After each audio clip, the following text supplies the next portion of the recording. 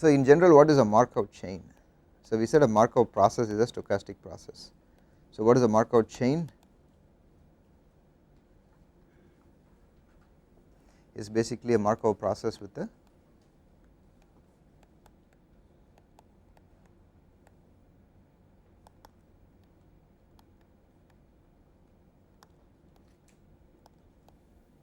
discrete set of states. So when you have a discrete set of states, it's a number of customers, that is a discrete set, countably finite, but countably infinite. So that is what is called as a Markov chain technically. So this is on the state space, right? State space has to be discrete for something to be called a Markov chain, but your time can be continuous or discrete. Okay, so we have two options: discrete time Markov chain,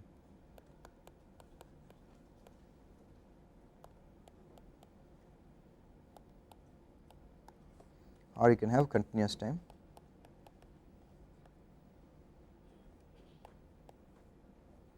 By time again I generally mean the parameter, discrete parameter or continuous parameter. Oh, I flipped my definitions. Continuous CTMC and DTMC.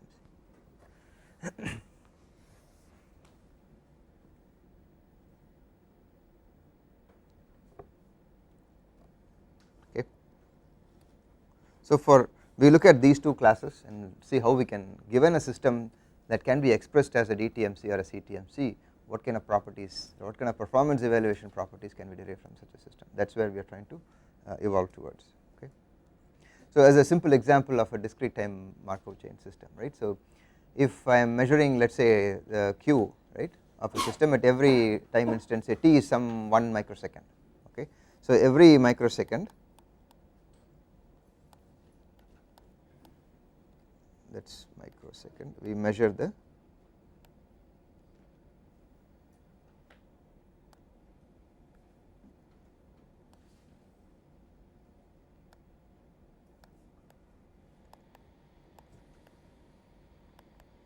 number of customers, right, in the system.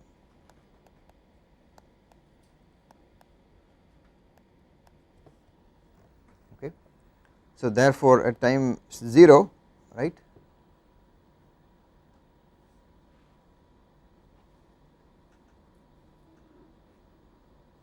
how do we do this? Oh, wait a minute. Yeah.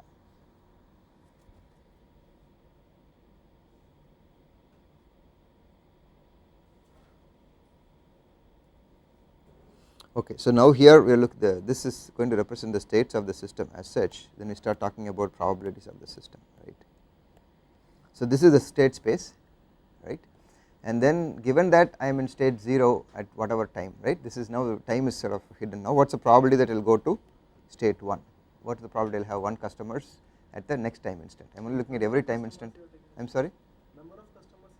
Number of customers is the parameter. Now I am trying to represent the system using this Markov chain where I start talking about probabilities now. What is the probability of going from 0 to 1, right? Given that I was in state 0 at whatever point in time, what is the probability I will go to state 1? I could also directly go to state 2, right? If I started off with no customers and in 1 microsecond 2 customers arrived, then I would probably have, right, I will be going to a system with state 2 customers in the system, right? So like this you will start representing your Markov chain in terms of these transition probabilities. So from 1 I could go to 0, right, from 1 I could go to 2, from 1 I could go to 3 and so on and so forth.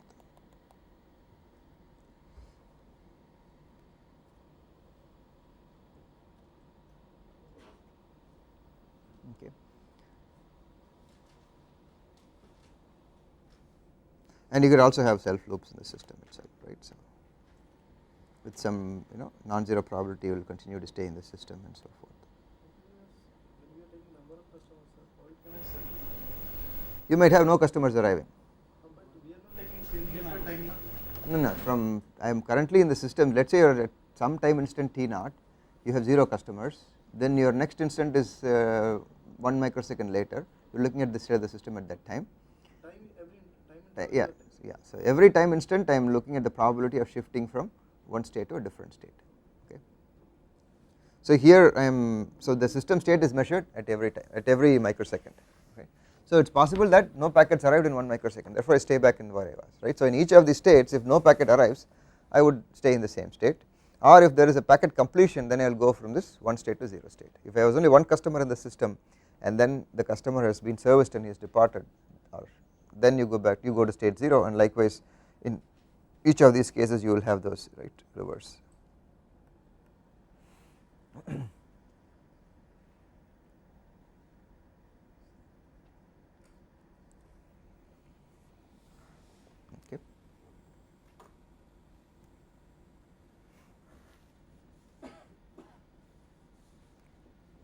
So now we start talking about these so called, right, state transition probabilities. Let us look at the right term for that.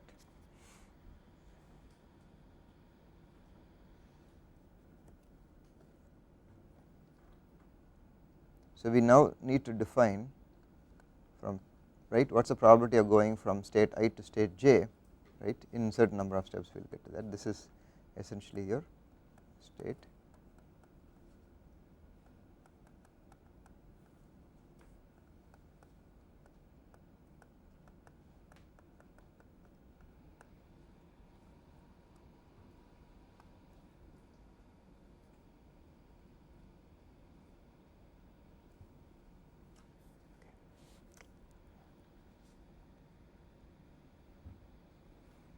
So let us first look at also this discrete time DTMCs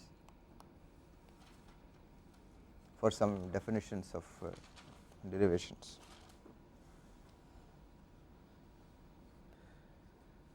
So the parameter space we are denoting as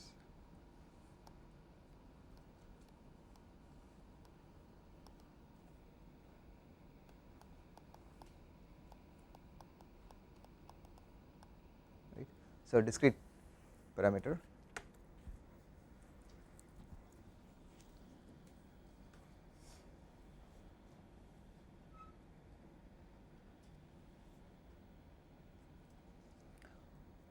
again a whole series of definitions are going to start cropping up. So let P j of n be the probability that at time instant n I was in state j. So the system starts in time 0 in some state, we do not know what that is, right. As the system evolves, there is a definition of that at time n, that it will be in this particular state with some given probability, okay. And then let Pjk, we are interested in starting in one state and then looking at how many, like n steps later, what state will I be in, right. What is the probability of being in some particular state. In the previous diagram that I showed, I am talking of what is called single step, right, one step transitions. What is the probability that I am in state n, I will go to n plus 1, n plus 2 and so on, but now I am looking at a series of steps, right. I can go through several steps before I go from one state to some other state, right. So that we will just define here. So what is the probability that given that I started in state j at time m, then at time n where this relationship holds, right. So for some value m larger than n, so at state time m I was in state j, then for n greater than or equal to m, what is the probability that I am in state k, okay. This is a conditional P of. Yes, there can be intermediate transmission. That is why you are yeah, there can be other transitions also. There can be yeah. So it is not m equals n plus 1, right. So or sorry, n is greater than or equal to m. So m plus 1, m plus 2 and so on. Yes. So therefore here time instant is step. So how many? So a system can be in state j for more than one time. Yes, it can. Yeah, that is why n can equal or yeah, k can equal j. Right, it can stay in the same state for several time instants before it goes to some other state. So as an example, if you look at the number of customers at time 4, right, let us say there is only one customer in the system and that customer is being serviced by the server, Then for the next 5 instance, if no other customer comes, then my state is always going to be in the same, right, it is always in the state with the number of customers equals 1, therefore there is no change of state. Okay.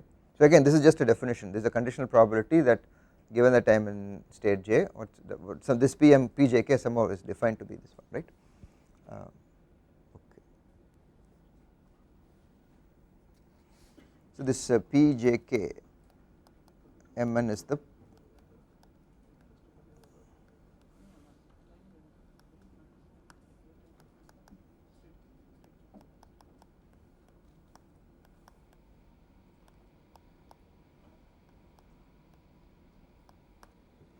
called the transition probability function.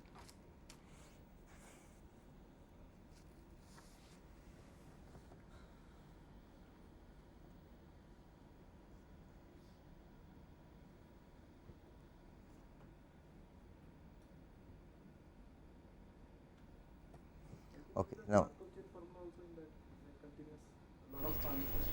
I'm sorry.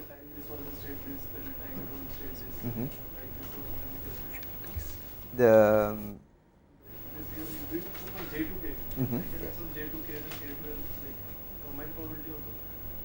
yes, you can. Yeah, that will come up later on with this CK equation. Will come up. Yeah.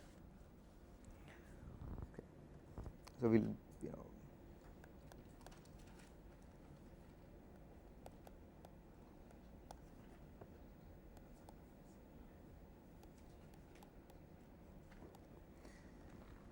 so 0 step transition probability. So what's the probability of going from state j to state k in 0 steps?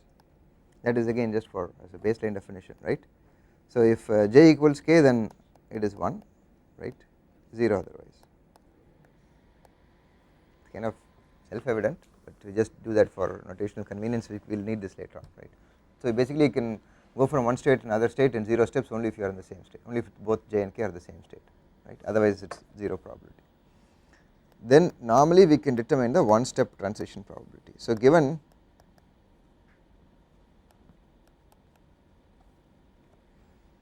a system, my one step transition probability is defined as follows.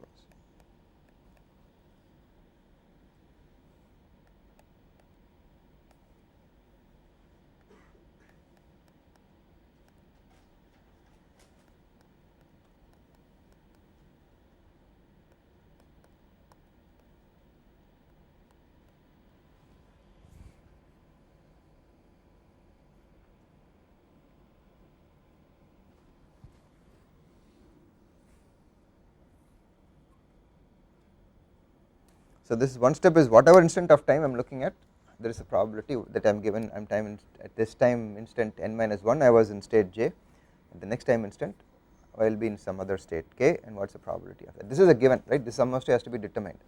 So we will see how we can use this, right.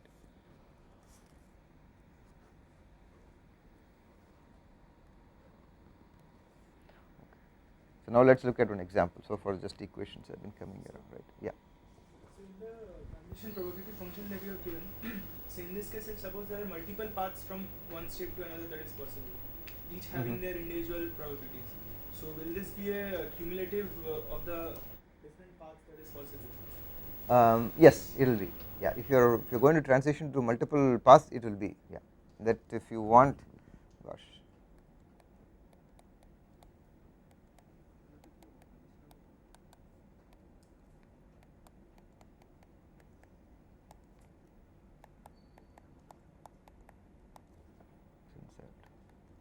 So from I to j, you can go through several intermediate nodes, right, with m steps and n steps. So then this is the way you will define that, right. You look at the summation of all those probabilities, right, and that will be a total.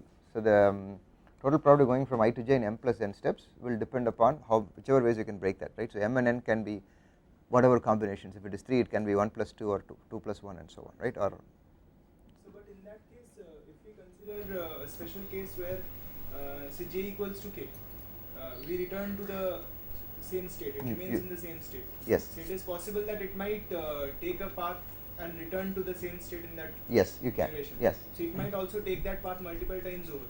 Yes, so you are talking of starting in a state and then going through several sequences and coming back to the same state. Yes, that is also possible. That will be. That path is repeated multiple times. We Yes. cannot capture Yes. that information. That's possible. We can capture every instance we cannot shift it to this state. No, yeah, but okay, that is possible to go from one state to come back to the same state after several other transitions. So what do you mean that that state is that is not captured? So what I am saying is, suppose it's moving from I to j through a state k. We take two different time instances. It goes from I to k and k to j, and this transition I, k, and j happens multiple times over. So will that not affect the probability? In a certain time duration, suppose m and n has multiple like such transitions present in the system. Number of steps will vary. The number of steps varies. For a given, so the probability you are saying does not depend upon, no, the probability will not depend upon the number of steps. You are only trying to see if I am starting in state I, or what I will come back to state I in whatever k steps, right. That is what this is trying to tell you. I think in this case the number of steps will vary. The case that he is pointing out, the number of steps will vary. Okay, see, one thing you are trying to list is the actual sequence of possibilities, and the other thing you are trying to look at the probabilities, right. The probability is trying to capture what is the overall probability of that have. You are looking at specific instances. If you run this as a simulation, then yes, you will find that there are several ways in which this can happen, right. This is simply looking at the probability of going from one state to another, not the number of ways in which you can go from one to the other, or the number of instances of such sequences occurring, because at each, if you are running this as a Monte Carlo simulation, right, you will randomly toss a coin and you will probably go to one of those k states, and yes, you might come back in different points in time, but what looking at is the long term steady state probability that I will come back to the same state, right. That is what I want to find out.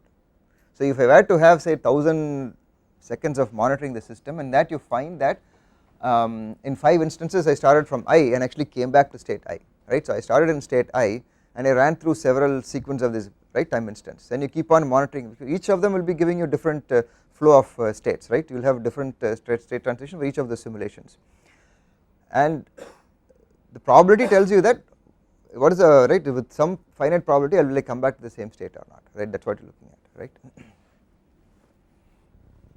Okay. If others did not follow, that is okay. Even I am not sure if I got that right, but anyway.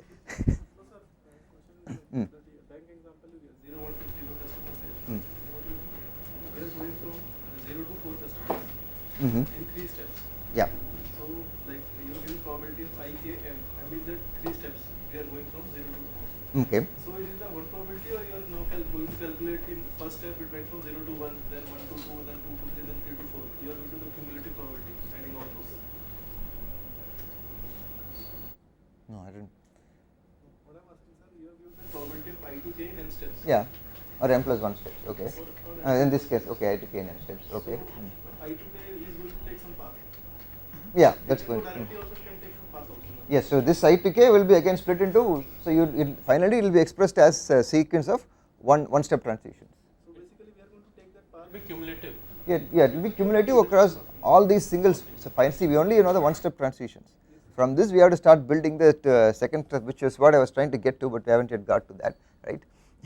So so with this one step transition I can actually figure out the probability of the 2 step, 3 step and so on, from which I can essentially compute from any state to any state. If I want to do that in x number at x plus y steps, I can compute that, okay. So now what I am trying to get to is, okay, let me give this example so that we can understand this better, right. Okay. So I have a 2 state system, right. This is a state of a channel, it is either good or bad, okay, and if is in state 0, right, it will stay in that same state probability 0.5 and then leave it with probability 0.5 and likewise, right. So this is an example of such a system, okay. So if I have measured the system, I have found this, right. Now the question is, so what? So you have represented the system behavior with this Markov chain. Now we would like to derive some properties of the system using this representation, right. So the first question is, in the long term, right, this is one time instant, in one time instant I will go from this to the other. In the long term, what is the probability that system will stay in state 0 or the probability system will stay in state 1? that is something that you want to calculate, right, for whatever reasons. We will use this later on for computing the average number of customers in the system, or for computing some other metrics, or I could be having some sort of reward function for each state, right, r of I for state 0, r0 for state 0 and so on, and you want to compute the expected reward of this system as it is progressing through this, right. So this is, so from this now I need to find out in the steady state in the long run, right, what is the probability that system will be in state 0, will be in state 1, how do we compute that? We are having a time interval of 10 seconds. Every second. No, just assume that everything is, that the index is simply 1, 2, 3, 4 and so on, right. So the one step transition I know, that is what this is your one step transition, right. Probability that you are in state n is probability that you are say probability of xn equal to I equal to probability of xn minus 1 equal to j, I mean sigma over j, probability xn minus 1 equal to j into probability of xn equal to I given that xn minus 1 equal to j. Okay. So xn minus 1 equal to j we can will be equal to xn equal to j, because n is large.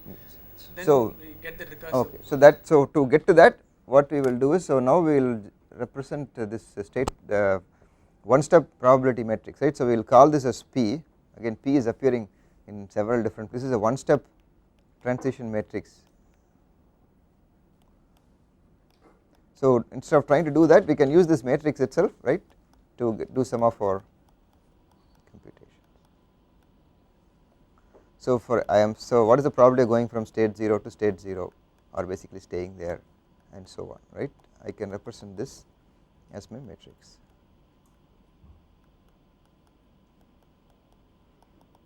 And remember that the states can be infinity too, just that it's right, it's a discrete set. So therefore it can essentially extend all the way here. If it is a finite set, it's a finite set of states, then you can do some easier computations. The infinite set we can't do much.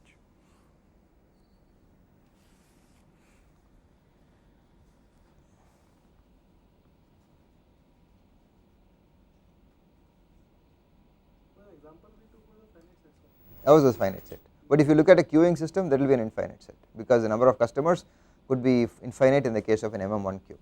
Only if you have MM1B, it will be a finite set, right.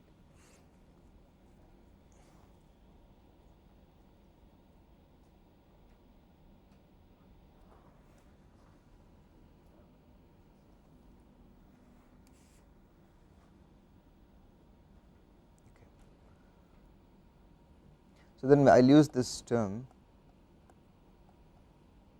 right. So Pijn is the probability of going from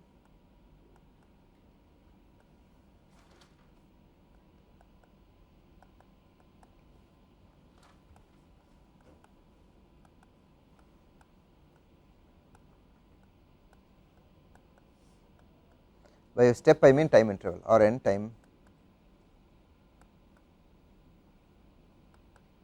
right. So system is moving on every time interval from one state to another state, depending on the probability that the one step probability distribution, the transition that we have seen. Okay. And if I denote P of n to be basically this matrix, right. So P of n is the probability, this transition probability matrix of going from state I to state j in n steps. This was probability of, or if you can see that, right, this is this, how do I do arrow here? Okay, I'll just do that, right. So this is going in one step, right, this represents going in n steps. Okay. As n approaches infinity, then you finally approach so called, if you can derive, if the system does have a steady state distribution, then you will find out that the probability of going from, right, state I to state j in n steps is this much, right, and that will help us finally derive our so called final probabilities. Okay, that will come to just a second. So this P of n is nothing but your P raised to the n times. This is your, right, matrix P multiplied or raised to the power, right,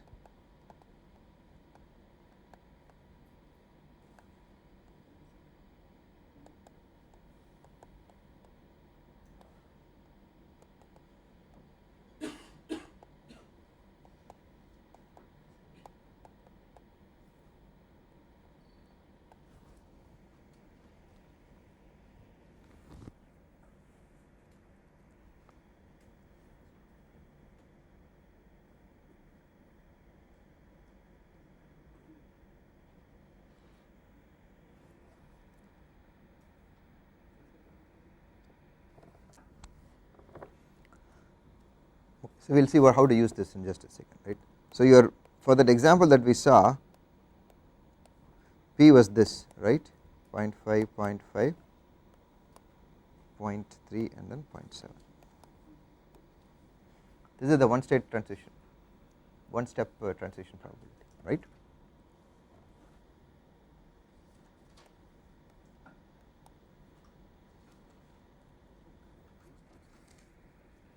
So what is P squared then?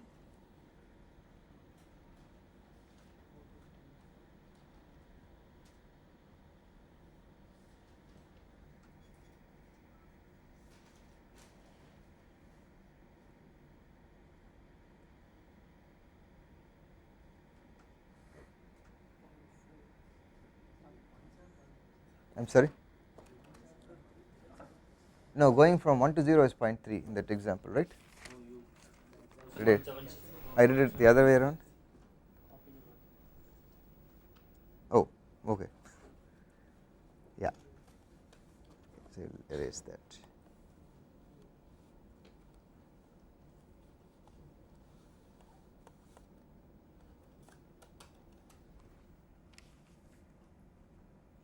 This is right.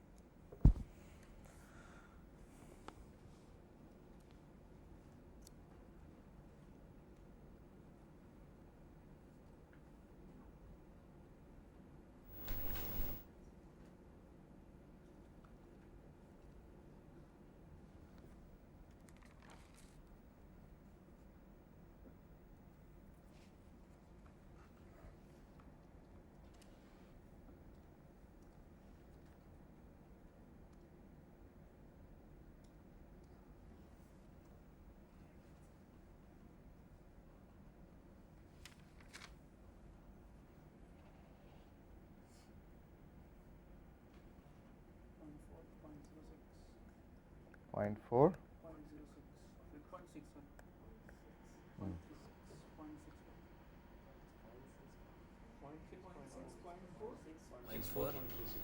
Oh, I think you are using my incorrect matrix. Correct matrix is 0.4, 0.6 is correct or not correct? Those are the values that I have, but that's because my matrix is wrong. No, I just erased and corrected it. Yeah, so when you are calculating a change. Okay, now let us repeat the values again. So what is P squared?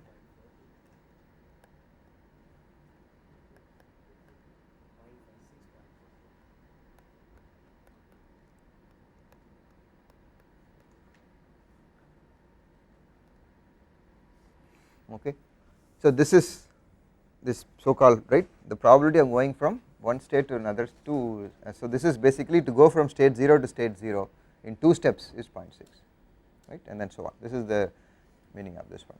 So if I let this P0 be the initial state or initial probability vector.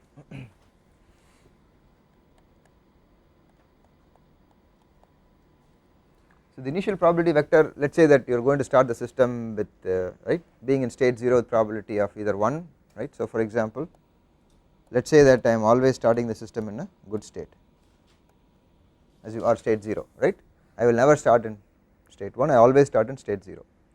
There is my initial probability vector P of 0, or it could be something more generic that I never know, right. It is like when you wake up in the morning, if you are in a good mood or bad mood, you never know, right. So 50-50, it is not always you will wake up in a good mood. So this is your initial state in the system, right. So this could be some other distribution also. This is again based on, right, measuring the system, estimating the system behavior from some measurements and so on. So you some initial vector is known, that is the starting point for your system. Then as the system progresses after a while, then what is my, after n steps, what is the probability that will be in state 0 and what is the probability will be in state 1, that is your P of n, right. So that is nothing but P0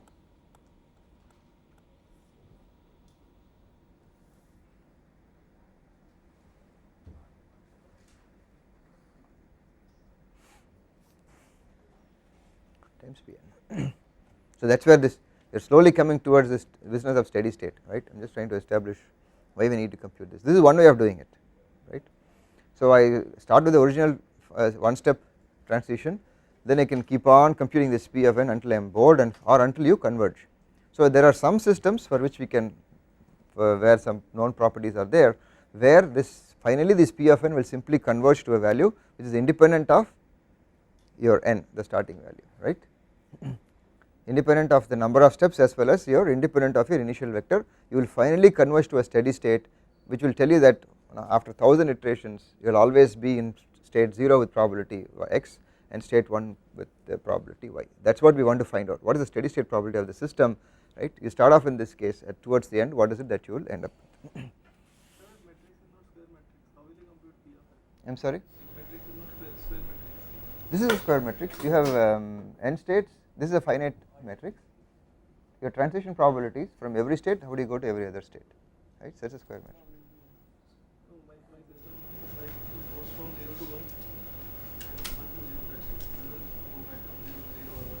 Oh, you have a system like this, in that case you will not, you have a system like this, right. If you start in state 0, you are stuck in state 0, yeah. In this case there is no communication with these two, this is almost like two independent systems. In this case yes you cannot, so you will, if you depending on where you start you are stuck in that state. So it depends upon your, so I am saying it is not true for all kind of systems, right, where there are some properties defined you can derive these transition probabilities. So even in this case we can state that the transition probabilities are 0, so that will give us a square matrix 0 to 1 and yeah, 1 to 0. you will get a state like this, right, but you will always be in your, whatever you multiply will always be in 1 0, right. This will be your identity matrix, right. So you keep multiplying this n times, you will always have I.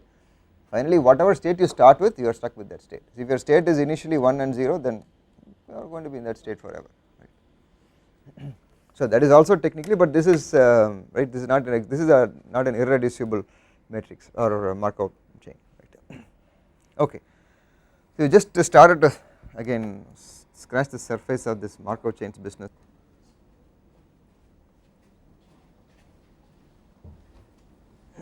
Okay, let us continue with our DTMC discussion.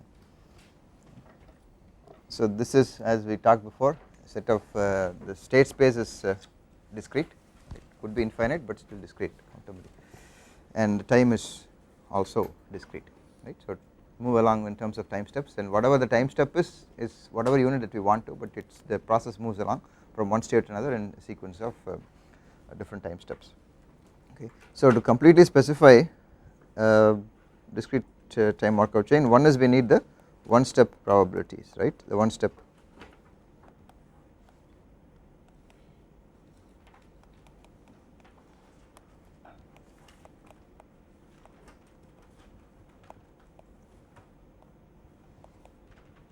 So this is the one step probability, transition probability matrix, which is your P. So if you recollect, this was our matrix that we had last time. Okay. And to know the current state of a system after some sequence of n steps, right, we need to also specify the initial matrix or the initial probability. Okay, so this is P0.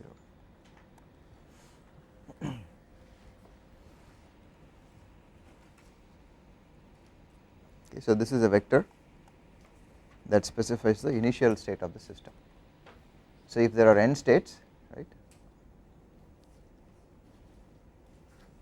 we use n differently. Okay, if there are total of say k states, then you specify what's the probability system will start with in state 0 with some probability, right, and state this is the initial set of probabilities that we will have. So for example,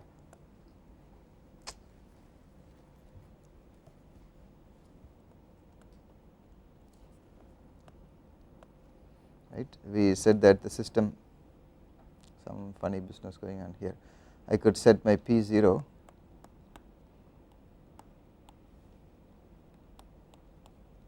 this simply states that in the two state Markov that we saw, Markov process that we saw last class,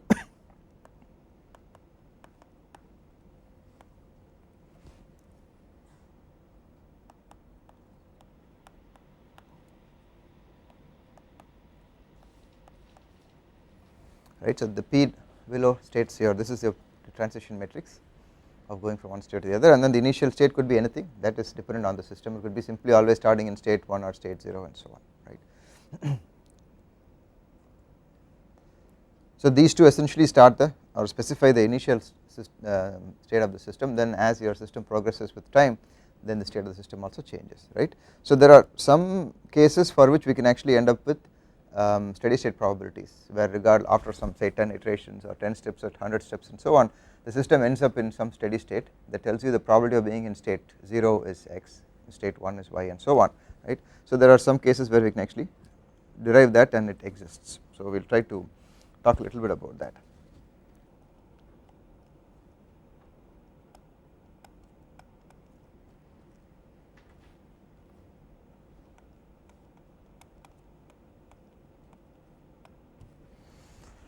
So this is the expression that we saw last class, right. The probability distribution of the states at time step n is simply raising that matrix p to the power n, right.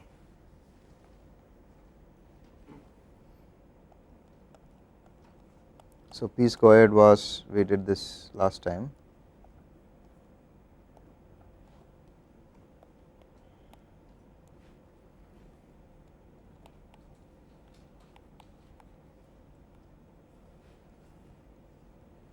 and the other was 0.56, 0.44. Yes.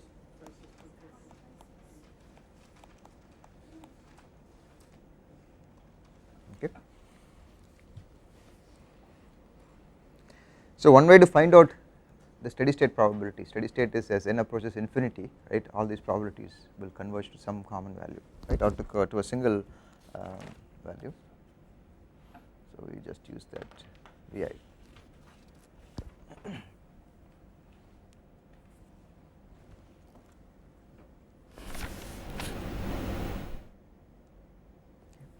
Let us define this, it is actually called the visiting probability. Vj is the limit in probability of Pj n as n approaches infinity.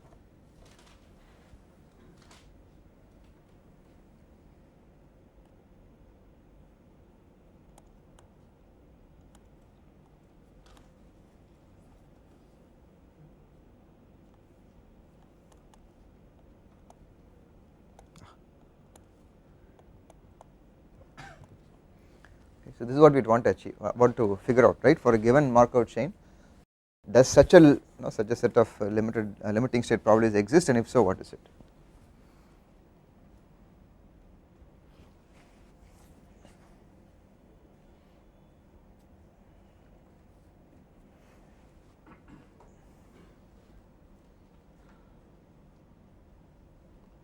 Okay, for some particular type of Markov chains this exists, we will define that later.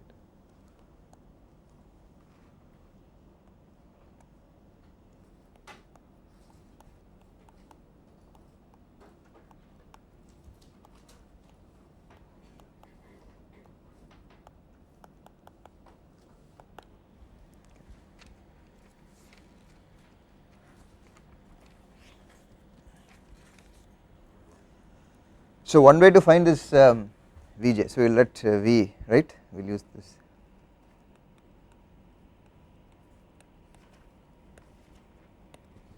So V is the vector that represents this limiting state probabilities. So to calculate this V, one way is to simply keep on multiplying this matrix P by itself until you find that at some point it converges, right. So that is if we look at that example we did last time, right.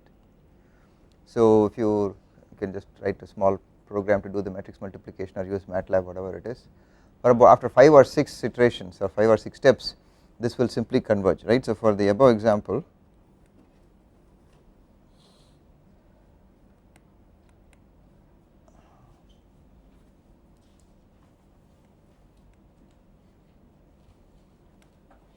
the steady state probability, right, does exist, and V becomes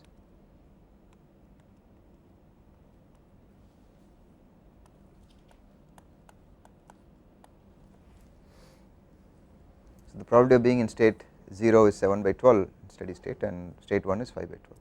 and the tutorial I asked can we guess, we thought that it will simply end up in state 0 because of the high probability of going back to state 0, but it is not the case, right. So this we can actually generalize this also for a given set of systems, okay. So this you can write, so after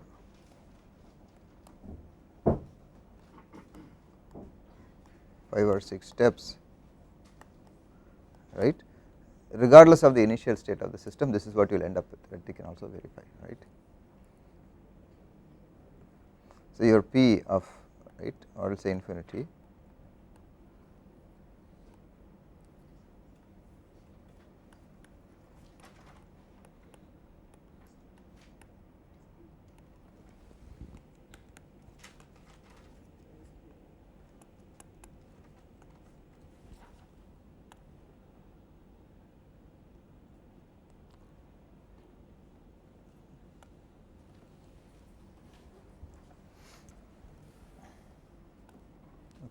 so ultimately this is what we want to know the probability of the system being in a given state, right, as steady as in the steady state situation. Quick questions, right. In this every row will be the same, sir. Yeah, so that means whatever state you start with, then you will be ending the row, the probability of going to the one of those other states right along the row is the same. So if you start in state 0, the probability of going to state 0, 1, 2, 3 will be the same. So whatever be the initial state that you are starting with, you will end up with the same. That's what it means. So all the rows will be similar. That again we can verify.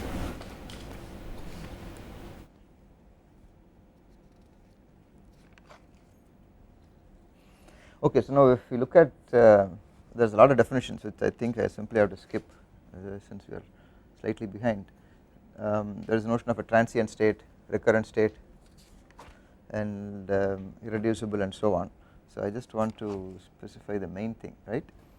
Alright, so this under some conditions I kept saying, right, this will, we can have the steady state vector. So for an irreducible aperiodic Markov chain with all the states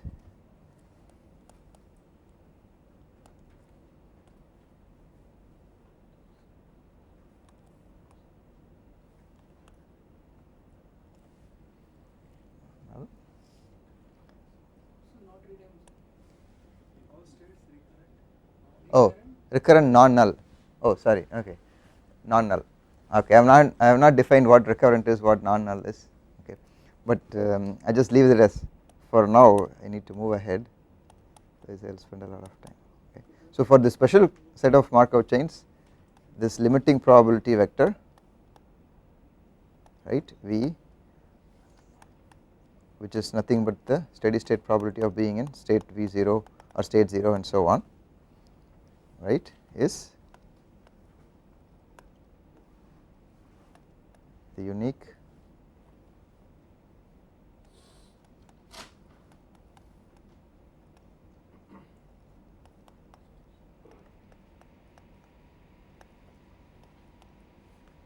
so this vector will satisfy the following condition, right. So your V is equal to V into P. So one way of arriving at the steady state probability was repeatedly multiplying the power, right, raising P to the power to large numbers. Another way of looking at this, if I start in some state, this steady state V, and I have one more transition, right, which is what is represented, so V into P, right, this right side simply represents the current state is the system is already in steady state, and the probability of that is denoted by this V of being in each of those states. I have one more transition P, I will end up being back in the same state, right, that the same probability of the states will be the same, the probability distribution of being in the different states does not change even after one additional transition. That is what a steady state simply means, right. I start with V, I go through one more transition, and the distribution of the probability of different states is still unchanged. That is what this V equals Vp is. So this is another way of actually determining our vector V. So given P, I can find out the steady state probability by simply having this V equals Vp. So we saw one case where simply, right, raising to powers of n. This is another way of getting your steady state probabilities, right. And there are some other conditions also. This is V equals Vp as well as all these should be greater than or equal to 0 with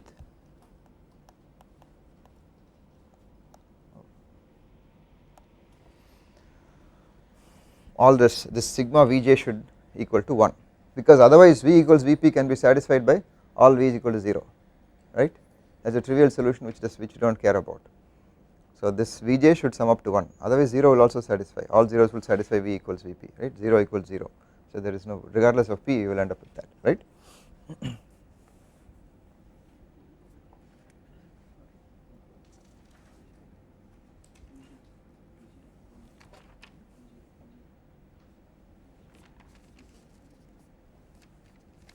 second condition will always be true whether it is steady state probability or not. Which one? Sigma j Vj is equal to 1. No, that equals to 1. If Vj equals 0 then this condition won't be satisfied, Only right. in that case. Yeah. So other than that this should be equal to that, there is a non-zero probability of being in each of those states, right. That is the solution that we want to. If we simply solve V equals Vp, this one solution will be simply Vj equals 0, but to get to unique solution, then we have to satisfy this condition too.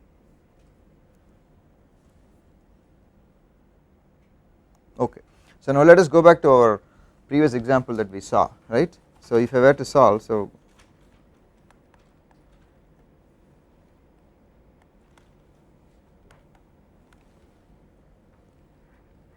my P was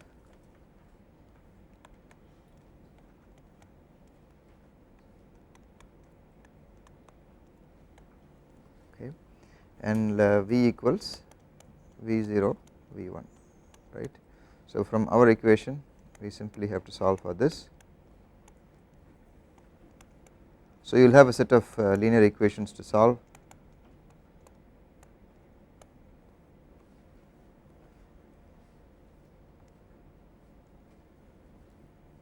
So technically V equals Vp, but I prefer to write as Vp equals V because the equations will come out looking better when we start, right. So that is the, so to find out the steady state, this is what we would have to solve. So what does this equations work out to, which some of you already worked out on the board last time. So okay, we'll just see if I can squeeze this here. So 0.5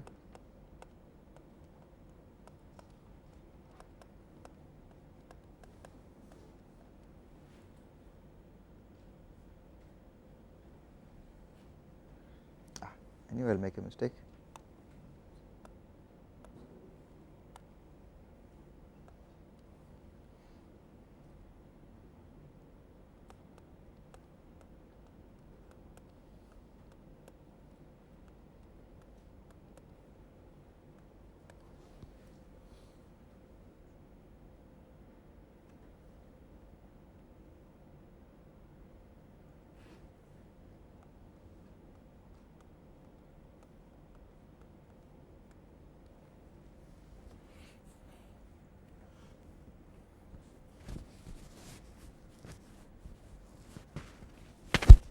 Right.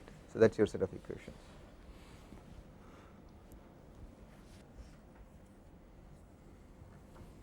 And this you can now solve, which I do not have to go to, you can pick any one of those equations to solve, right. So this will end up giving you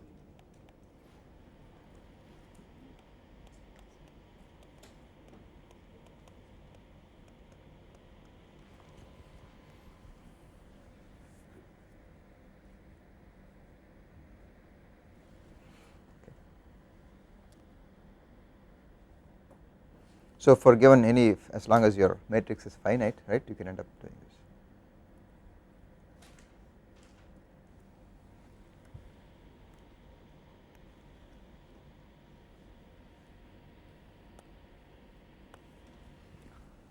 Make sense?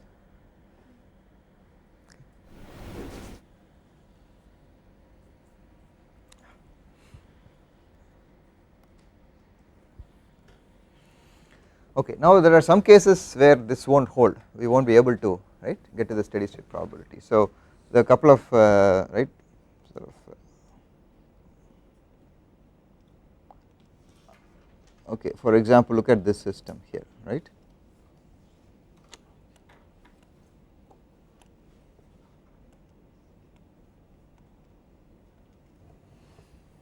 So in other words, if you start in state 0, you stay in state 0 forever. If you start in state 1 you will stay in that same state forever, right. There is no transition between the states. So this is an example of a Markov chain that is not irreducible, because irreducible simply means that you have a set of states from which from one state you can reach any other state in a finite number of steps, right.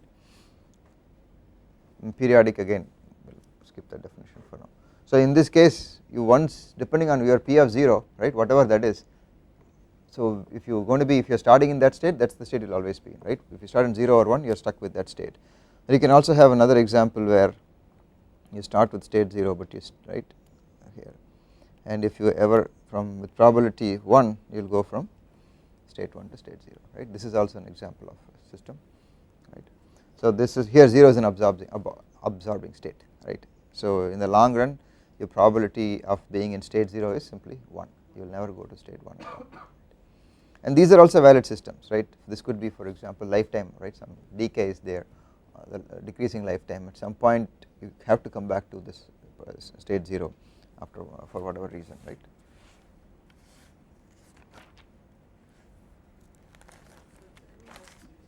I am sorry, both of them are steady state, yeah, the second one has steady state, yes, yeah. Yeah, only thing is it's from 0 you are not able to, so yeah, so this does not satisfy the irreducible thing, because you should be able to go from one state to all other states. In this case once you go to 0 it's an absorbing state.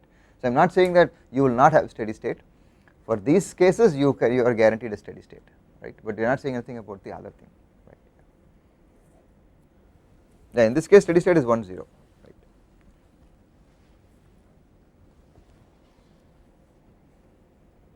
So if you look at the matrix by itself, it is your steady state matrix, right. I don't know how to read here.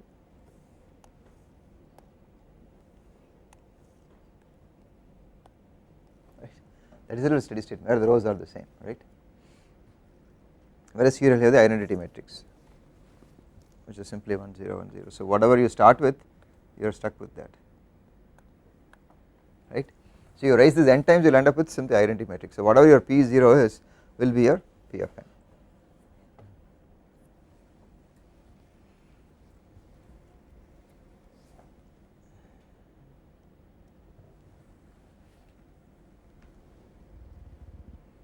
And in this case whatever be your P of 0 you will end up with 1 0 at the end, right, because you are simply multiplying each row by this first column which is all 1, so you will end up with 1 always as the first element. Okay. So these are two special cases which, right, do not fit this definition that we saw earlier.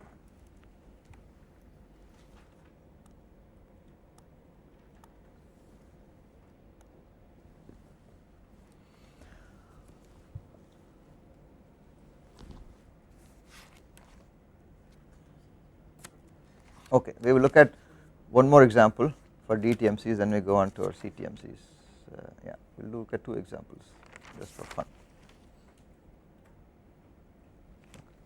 Still have a few more to go in this one. Okay.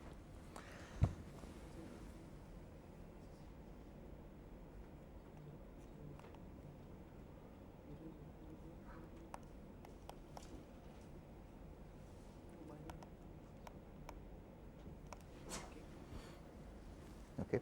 So now we are looking at, so we just saw the toy example, right, with two states, and now let us look at some more realistic, couple of realistic examples, right. So one is where you have a program that is under execution. So this is typical in operating systems. So we know that in OS you have a CPU burst and an IO burst, right. So let us say that there is a process, right. So the 0 represents the state of the system when it is running on the CPU. Okay. So a process runs on the CPU for say 1 unit of time, right, and then at the end of it there is a probability Q1 that it goes to device 1. These are all IOQs, right. So remember we saw this queuing framework, right. So this is your, you go to one, you go end up with input output. Let us assume that there is no queue as such, simply devices alone. You simply get serviced on the CPU for a time unit, or and then after that with some probability Qi you will go to one of the various. So let us say we have total of m devices,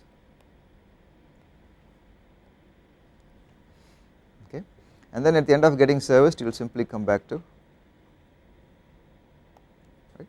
state 0. So that is the only transition.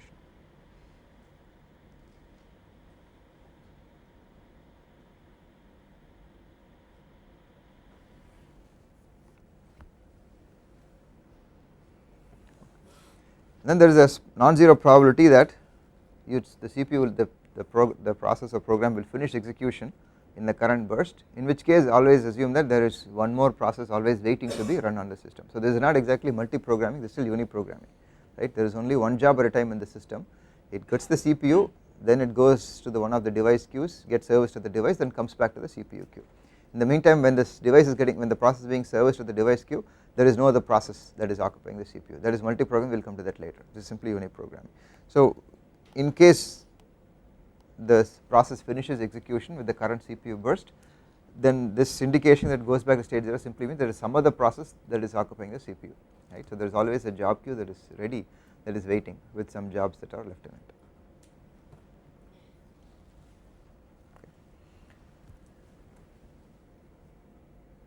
So this is a bit generalized because I am assuming that all service times are only one, right. We will have to modify this to later on to have a system where the service time is not simply 1 unit of time, it can be multiple units of time.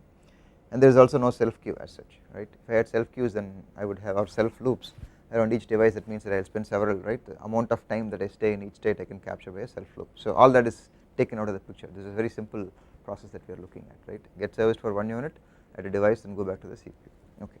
So now for this system one can try to find out, right, what are the steady state probabilities, and based on that you can find out the utilization of the system, right, and so on.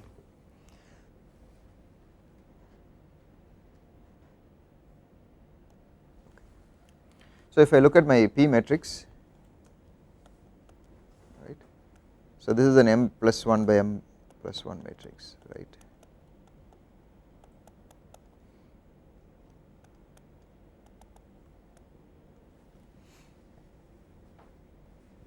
So the rows, the entries for row 0 are simply Qis, right, Q0 to Qm.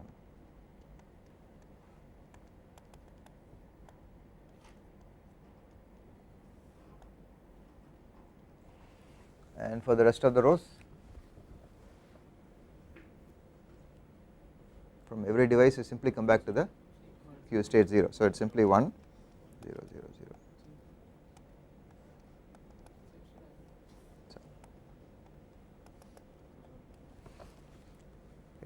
So with this representation, if I ask you the question, what is the average number of times some particular device, right, I is used in the system, given the problem inputs are this Qis, that is pretty much it, right. So given Qi, what is the probability system will be, the CPU is going to be used in the system, right. So what is the probability being in state 0 will tell you the CPU utilization, right, and the probability that you will be number of visits to a particular device will be dependent upon the visiting probability for that particular state, right. So that Vi for that state is what will tell us the probability that you will be in state 3, means you are in state, you are being serviced at state device number 3, right. So that is why we need to find those the Vi's to determine the probability, the utilization of the system, as well as the probability of being serviced at a given device I, right. So now we can simply solve this. Next cycle it goes back to very next. Yeah, there is no loop here. I could have if this Q, if the time spent is some other, it's not unit or it's not a unit time, then yes, we'll have a more realistic system. So this is a little bit simplified system right now, because we have not modeled the service time at the queues, right, at the device queues. That we will come to when we go to closed queuing networks. Then we will model the queues, then we will model the waiting time in the queues, and so on.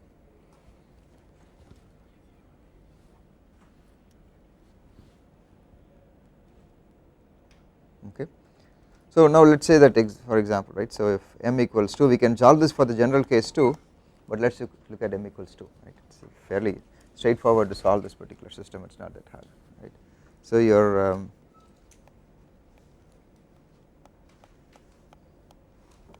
the equation to solve is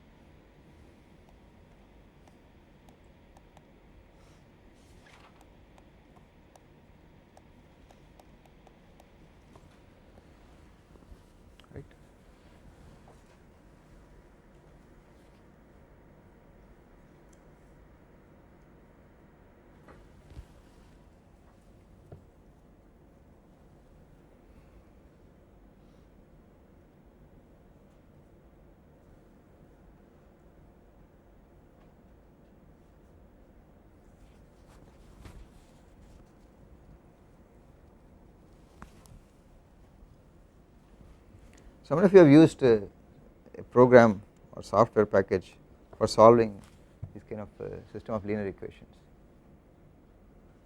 How many of you have used? Only one? Two? What did you use? There is a package called Java Matrix. Oh, Java Matrix, that package. Link package. Linpack. That Linpack is free, right? IBM's? Yes. Okay. But even our MATLAB and Mathematica should let you solve, right? So either you can do this by hand, or you can look at some of those tools also, right, for doing that for you. And those are symbolic too, right? So even symbolically also you can get not just numerical values but also symbolic values also. In some of these cases you can actually derive. Okay, so to solve this it's fairly straightforward, right? So all the V1s are expressed in terms of V0. So all you have to do is solve for V0.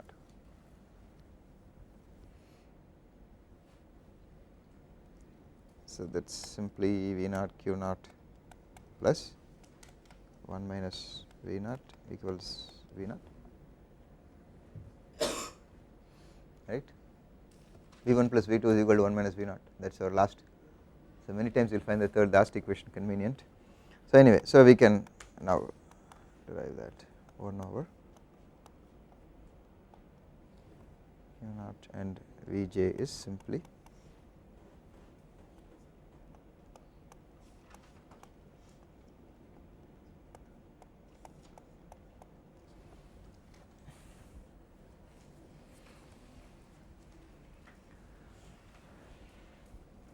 so therefore now I express the probabilities of being in the different states simply in terms of this Q0.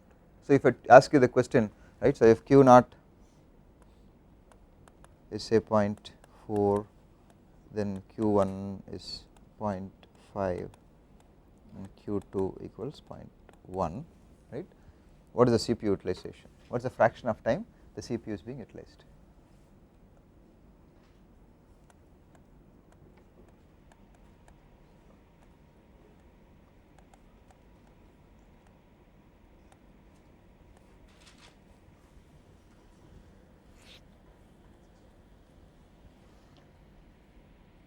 So what is the CPU utilization in this particular case? 1 over 1.6, so that is 0.667, or did I get it wrong? 0.625, right? So that is where your chain comes in handy. So you can now determine the CPU utilization with this very simple system, where the time spent in each of the states is just 1. And if I ask you the question, what is the number of visits, right, number of times that device 1 was used in 100 seconds, so what is that, right? So the number of times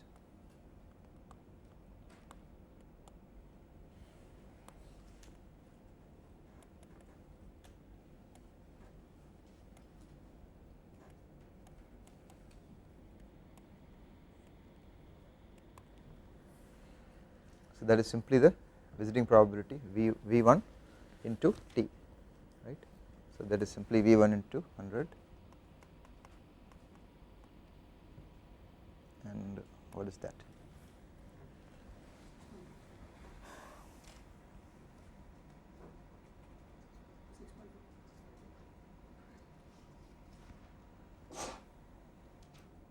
V1 is 6.25. There is another half there. It is 0.5, right? It is 0.5 of 6.25. V1 is Qj divided by 2 minus. So Qj is half. So it will be half of this. So it is 31.25.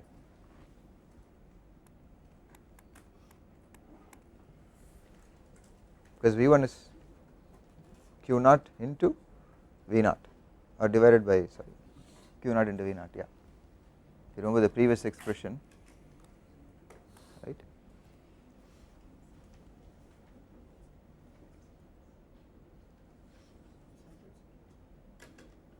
Yeah, sorry. So V1 is Q1 into V0, right? Remember this previous. So once you know V0, simply plug in, right? and keep going. So 31 times. So this is what one basic example of how these Markov chains come in handy in terms of performance evaluation, right. That is why these steady state probabilities are computed.